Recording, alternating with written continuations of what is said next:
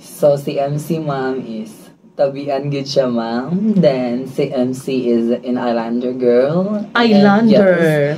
And MC also the one who really loves the water activity, especially the kanang sa mga dagat gets.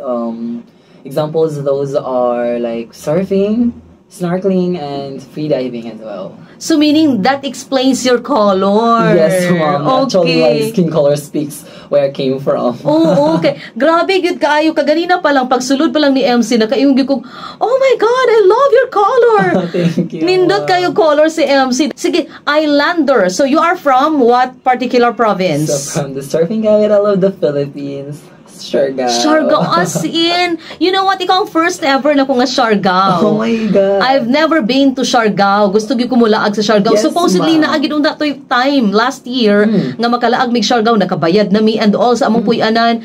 But all of a sudden, I have to go to Manila for the tawag ng tanghalan. So, kato siya nga time nga, pag ato na magtawag ng tanghalan, maupod to among na-book nga date, paingon sa Siargao.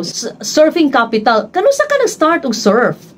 Like, bata pa ma'am siya, bata pa ma'am, even though nga wala mi kanang surfboard yun, we use the we call it tabla. Tabla, Yes, okay. tabla na siya ma'am.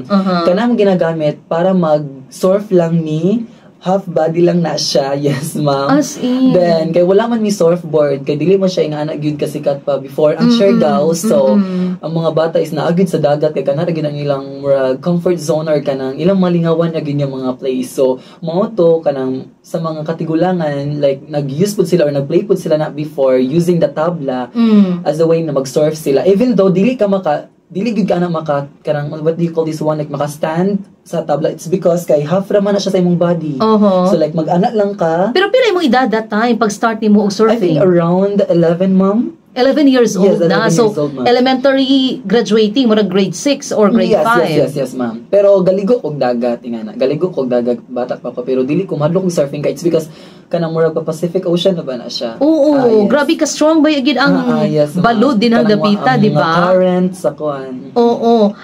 Pero dool gid kaay mo sa dagat? Like Man mo super dapita. good siya, ma'am. Like among balay dagat ba yun siya, ma'am. Sige.